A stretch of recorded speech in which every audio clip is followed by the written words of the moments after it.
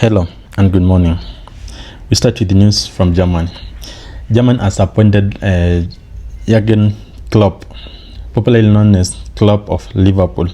He has been the leader of Liverpool team, that is the EPL team, for a very long time, and he has led them to win a lot of trophies. So after the Germans were eliminated from the World Cup on the round of 32, they resolved the head coach resolved to resign, and that made Germans to resolve now to look for someone else or a replacement, and they settled for Klopp. So while Klopp was being asked on how he's going to run the team, he said that he's so passionate about the Germans and he's also passionate about football. So he was dedicating his time to go and lead the team, and he has been given a 4-year contract whereby he's going to lead the team throughout the Euros and also into the 2030 World Cup. So this means 2030 we are going to be having Klopp as the lead of German national football team. However, by accepting his own terms, he gave a warning to the press. He said that he understands that the press has the need, or they want to look for ways to get information from people. These are the people who are called paparazzis. Paparazzis are the people who look deep into your life, personal life. In fact, they always follow you, where you're going to eat, how you're coming to your home late. When there are chaos at home, these are the people who report to the news and tell them whatever is happening with you.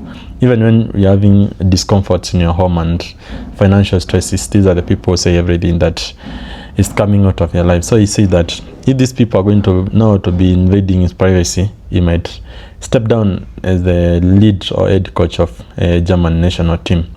So he accepted the job, but he accepted with a warning. How many times do you see people accepting job and giving conditions on what it is going to be done? This is German for you.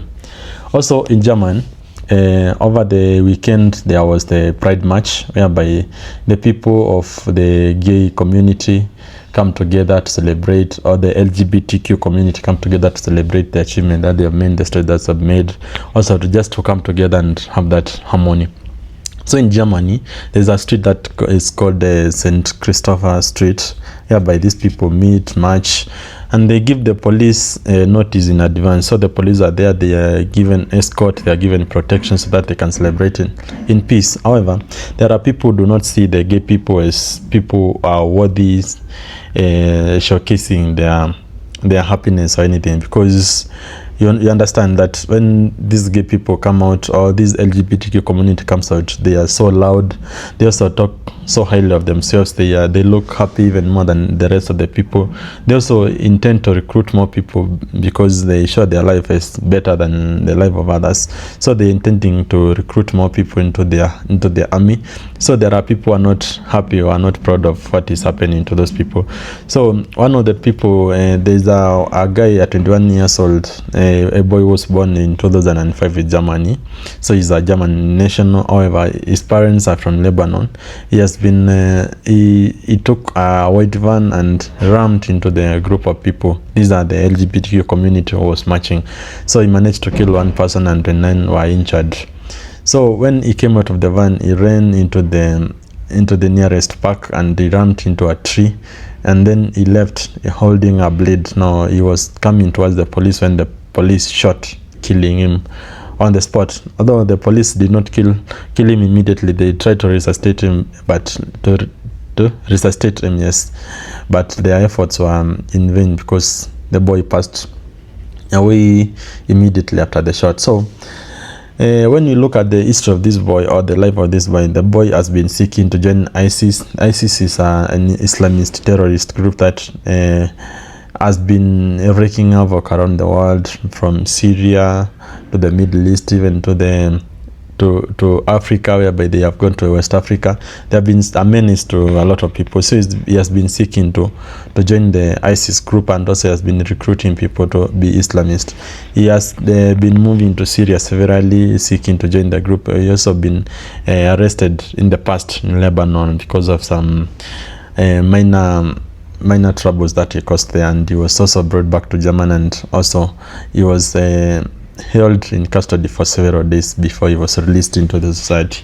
So when he saw these people celebrating the Pride Day, he took a van and rammed into them. So he killed one, but he was killed. They are also saying that they are looking for more suspects if it is a rig, because these things do not happen by one person. They might be happening caused or organized by many people. So the Germans are also investigating to see if there are so many other people behind the plan, and they also look into what inspired for this boy to do such a thing, because it's not normal for some things to be done by people. It takes a lot. When we talk about the people now causing chaos among other people, it is very uncertain that when people seek freedom, or when people reach certain kind of level of freedom, they try to misuse it. While in Africa, we are being troubled by the police. Police are the one who are causing havoc. In the Europe and the USA, the police are not causing havoc. So the people now resolve that this peace is too much. So they have to cause some kind of chaos so that the life might be interesting. So my question would be, how much peace or how much freedom do we need so that we can remain in peace with the police and also among other people? Or do we need chaos at some point so that life can be interesting? Talking about chaos and people trying to cause discomfort among other people. In the USA, in Seattle, there was a food festival where people meet, they eat food, they celebrate food culture, cultural expertise, and exchange ideas are just to be happy. However, there are people who do not like seeing people happy. As I've said in Berlin, this man was just there just to cause havoc, although there is some hate towards the group of LGBTQs. But in the USA, this was not an LGBTQ cause. It was nothing, just that segregates people from each other. Just a group of people are coming here for cultural reasons, to cook and have food festivals. They're going to showcase their culture and look on ways on how they're going to celebrate their food. So it's they were celebrating in Seattle. This man comes and causes the so-called mass shooting. When you hear about mass shooting in the USA, the USA is one of the nations where people are allowed to have to wield weapons, either machine guns, either guns, either just anything, as long as something that you can protect yourself and your family and your property with. You can even have AK-47s or even pistols and anything, just a weapon for you to protect themselves, as long as you have registered it with the Department of, I think, weaponry. As long as you have the license for that weapon, you can wield any kind of weapon that you want. So this man sees these people coagulated or coming together to celebrate food. Then he says that, oh no, if I get into this, I can shoot several people and at least kill several and injure others. So when he goes into there and he finds people celebrating, he shoots around and kills at least 2, and also causes injuries to around 5 people. So when you look at that, you find that when people find peace and peace overwhelms them, they might become delusional that peace is not everything. So they want something to keep them busy and keep them fighting for a better time. Because when I don't know what triggers people to think about such things, but it's life. Life must give. In other news, I talked about Indians and their protests. So Indians were protesting about the Minister of Education, saying that the Minister of Education is leaking papers or exam papers, whereby some people do not get them, remain underprivileged. So people do not deserve posting or position in certain prestigious universities. They tend to get them, and these are positions whereby people are fighting to get just a chance to go into this kind of university so that they can pursue their life. So there is a political party that was made by a Gen Z or Gen Z movement uprising that came out, and they started demonstrating, saying that education is something that is so precious to us as Indians, and when you start playing with it, you don't feel comfortable. So they went into the streets demonstrating, and they also formed a political party. They called it a cockroach. Why call it a cockroach? cockroaches, they are like troublesome animals which look not worthwhile or unworthwhile, like they are despised by the people. So the Gen Zs, they looked around and they said, no, these people do not see us as people, so we are cockroaches. What if cockroaches come together and form a group that can lobby for their rights and try just to fight for what they can get? So they formed this cockroach group, and they started now advocating for the resignation of this Minister of Education. So after pushing for like 2 to 3 weeks, this minister has resigned, and also Narendra Modi, the Prime Minister of India, has come out trying to associate him with the Gen Z, saying that he understands the pain that they are going through, he understands their situation, and is willing now to come out and support them. However, the Gen Zs are not satisfied with that he's saying.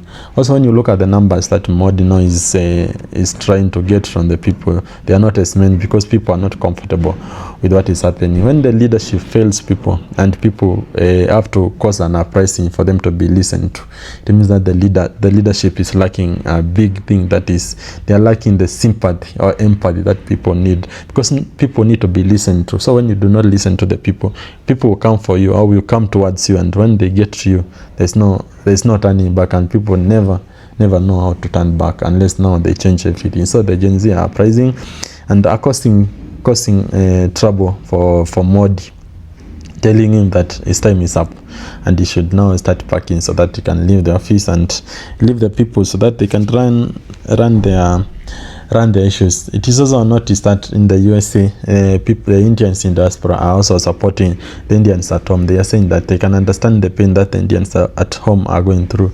So by them just coming out and going into demonstration in New York, Manhattan, and everywhere else, they just say that they feel like they can feel the pain and they understand the pain that the people at home are going through. So for them coming out to support their people while they're in diaspora, it feels like just give me back to the community. You understand, when we held the Gen Z Maandamano in Kenya, there are people who are demonstrating in Berlin, others in Italy, others in the USA. You go and just demonstrate in the foreign ministry office. You just make them understand that when the people are demonstrating at home, you're also causing a discomfort for you people who are living in diaspora. So there's no peace for you. Either you're at home or you're away. You'll always face chaos, and this chaos, when when chaos appears at home, it means that our people are not at peace, and when the peace is needed at home, you should either provide it or you pack and go.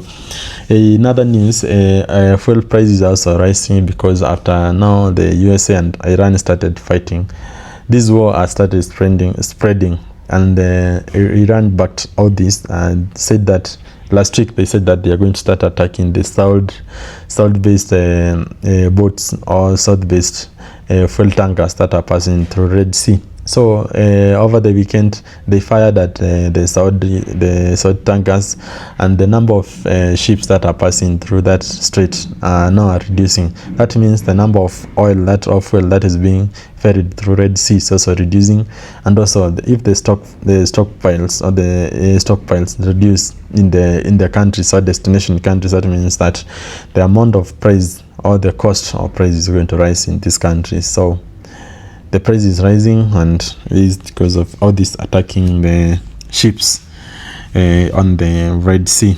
In other news, the Chinese are celebrating 2 of their people who have been given a Nobel Prize.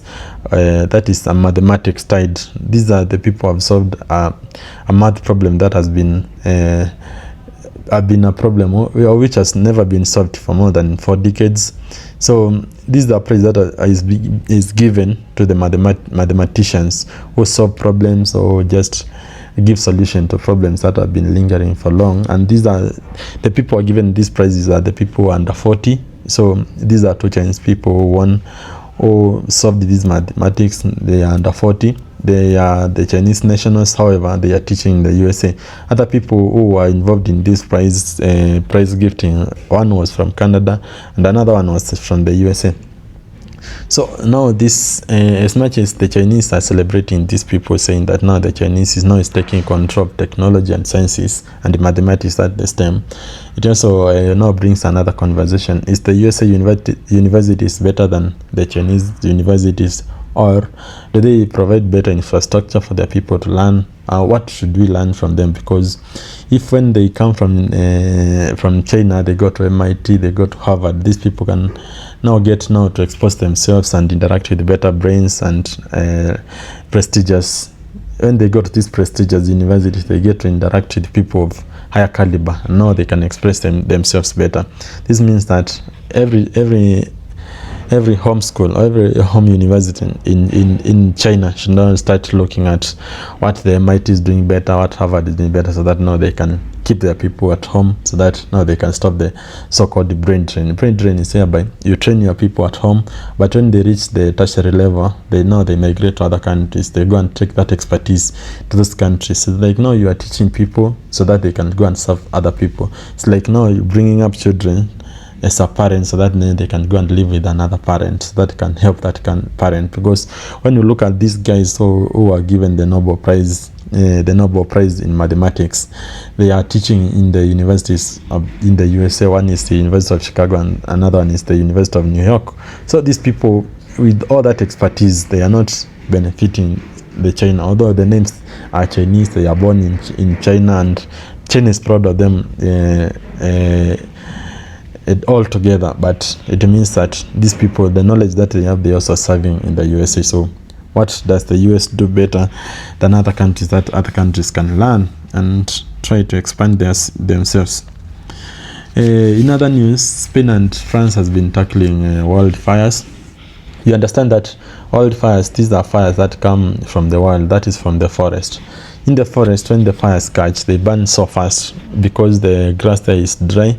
And you remember in the Europe now it is the summertime, whereby the trees, grass, and also the thickets are dry. So when fire catches, and now considering that due to the heat waves that has been happening in Europe and strong winds, these fires will spread very fast and catch men and many acres and start destroying men and many acres in the land. So it is being said that more than 220,000 people have been evacuated from their homes. While so many homes are being razed down, these people are being evacuated, taken to safe places, and these fires also being contained. However, they are overwhelming the firefighters. That means the fires are more superior than what the firefighters can offer. We are just hoping that the winds can recede and that these fires can be contained. Another thing, in other news,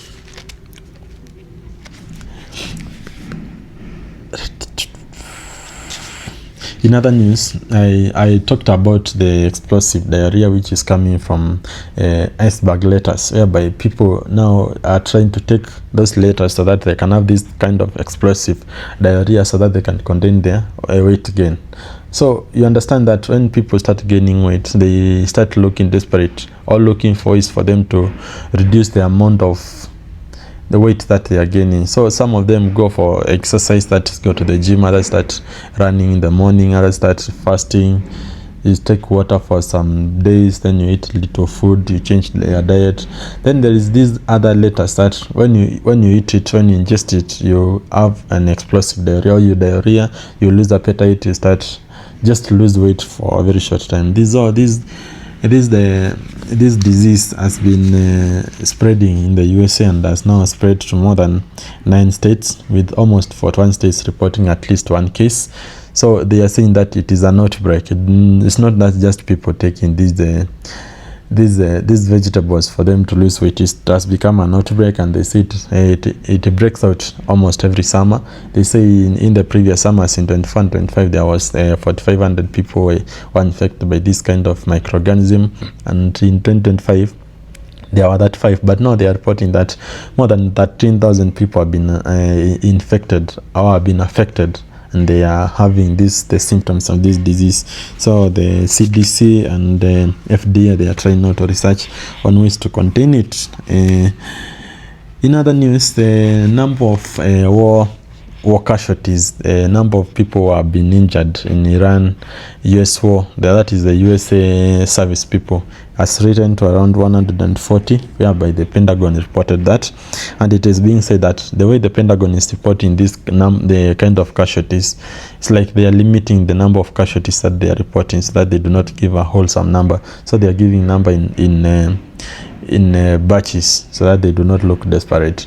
Also, the Pentagon is trying to negotiate with Iran so that they can have a ceasefire, because their number of stockpile, that is the weapon, is reducing rapidly, and they do not want to exploit everything that they have, because they had stored a lot of weaponry for in case of that world war. So if they are exploited or they are depreciated by Iran alone, now if China now starts attacking Taiwan, there might not be enough weapons to protect Taiwan. So the USA is asking for ceasefire, but now Iran is saying that they are not going for ceasefire unless the USA stops its hostilities towards Iran. Iran will never stop. So USA might consider leaving this kind of war in the middle, but it will be shameful to them, and Iran will declare a success, or will declare they have won against the USA, and that will put USA back many miles or many steps backwards. So they are trying to protect their name and reputation by trying to negotiate for ceasefire chini ya maji. In other news, there's this Shein, the Shein, SHEIN. These are Chinese e-commerce platform which sells fast fashion, whereby people buy their clothes there and everything. So the USA has flagged this company by saying that they have been purchasing cotton from forced labor. So when these developed countries, they see forced labor as a sin, whereby if you force people to do something that they do not like, and you produce products or goods with those kind of produced products like cotton, they say that these products are forbidden. So the USA flagged Shein, saying that they are using cotton that has been produced using forced labor. Lastly, Kyiv, that is the Ukraine and Russia, also exchanging ballistic missiles, are exchanging fire, and they are reporting deaths of their people. You're still following that. There has not been a major escalation in that region. So we'll give you news as they come. Otherwise, that is the news that I have from abroad. I hope to see you in the next local news. See you.